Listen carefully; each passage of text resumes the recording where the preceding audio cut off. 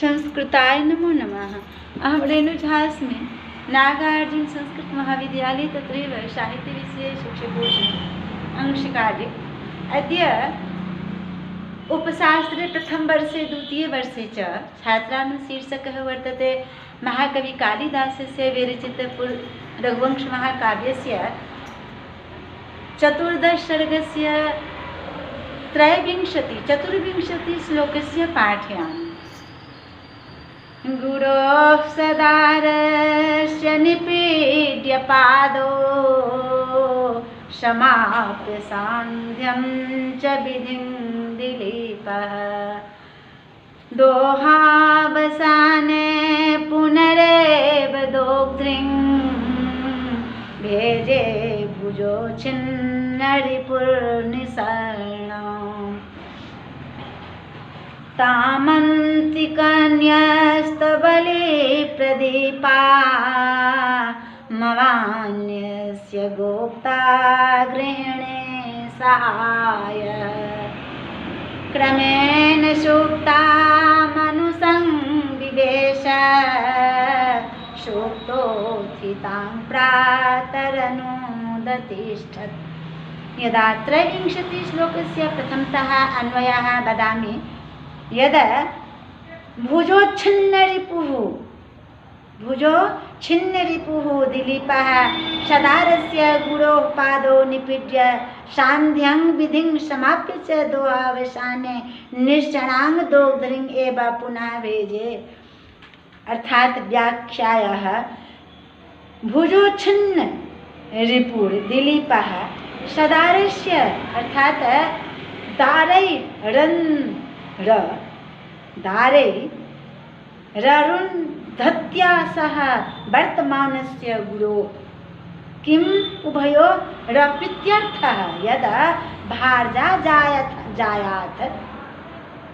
पुंभूम्नि अर्थात पुंभूम्नि दाराः इत्यमरः पादो निपीड्याभिवन्द्य अर्थात सान्ध्यं संध्यायां विहितं विधि मनुष्ठानं च समाप्य अर्थात दोहावसाने निश्चणामासीदीनां अर्थात दोग्ध्रिं दोहनशीलां त्रेन इति त्रण प्रत्ययाः धेनुमेव पूर्णभ्यञ्जे किं सेवितान् यदा दोग्ध्रिमिति निरूपपद प्रयोगात् कामधेनुत्वं गम्यते। अर्थात कहने का भाव है कि भुजबल से शत्रुओं को संहारक दिलीप अरुंधति सहित वशिष्ठ को प्रणाम कर क्या कह रहे हैं, अपने भुजा के बल से किसको संहार करने वाले ऐसे वीर कौन, राजा दिलीप जो अपने भुजा से शत्रु को संहार करने वाले। और जब गौधूली बेला में गैया को लेकर के आश्रम आए तो पहले क्या किए, गुरु वशिष्ठ और अरुंधति उनकी पत्नी दोनों को प्रणाम किए और प्रणाम करने के बाद सायंकाल के कृत्यों को समाप्त कर अर्थात दूहने के बाद सायंकाल जो गौ माता को दूध निकालना है उसको निकालने के बाद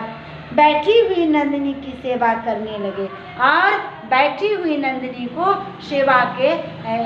स्वरूप में लग गए। किस तरह हमारे नंदिनी खुश होंगी, किसी तरह का दिक्कत न हो। पुनः चतुर्विंशति श्लोकस्य अन्वयः किं गोपता गृहिणी सहायः अन्तिकन्यस्त बलि प्रदीपान् तान् अन्वास्य किं यद क्रमेण सुप्तान् अनुसंविवेश प्रातः सुप्तोत्थितान् अनु उत्तिष्ठवान् अर्थात उदतिष्ठत उत्तिष्ठवान् नहीं उदतिष्ठत अर्थात कह रहे कि गोप्ता रक्षको गृहिणी सहायकः पत्नी द्वितीयः सन उभा बपीत्यर्थः अन्तिके न्यस्ता बलयः प्रदीपाश्च यस्यास्तां तथोक्तां पूर्वोक्तां निश्चणां धेनु मन्वावस्था नूप विश्य क्रमेण सुप्ता मन्वन्तरं किं यद सन्निवेश सुख्वाप प्रातः सुप्तोत्थितान् मनु दतिष्ठ दुत्थितवान अर्थात दुत्थितवान कह रहे हैं कि सुप्तोत्थिता मनु दतिष्ठ दुत्थितवान किम दुत्थितवान यद अत्रानुशब्देन धेनु राजव्यापारयोः पौर्वा पर्ज मुच्यते क्रमशब्देन धेनुर्व्यापारा णामेवेत्य पौनरुक्त्यं यद कर्म प्रवचनीय युक्ते द्वितीया इति द्वितीया यद भावार्थ बच्चों ध्यान देना कि पालक कौन राजा देव पत्नी सहित अकेले नहीं पत्नी सहित पास में रखे हुए पूजोपहार और दीपक वाली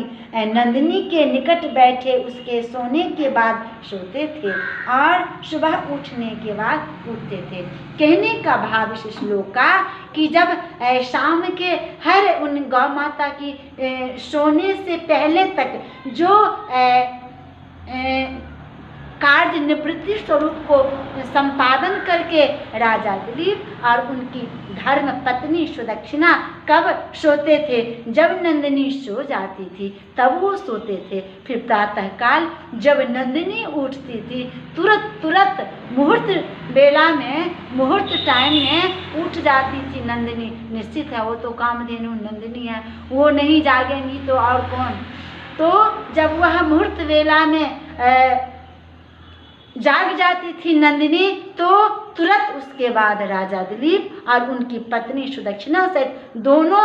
उठ जाती थी अर्थात जाग जाते थे और उनके सेवा में दोनों आदमी तत्पर तन मन धन हृदय अंतःकरण के हृदय में जो परमात्मा बैठे हैं उनसे एकदम स्वरूप में मिलकर के उनके सेवा करने लगती थी। यथा संस्कृताय नमो।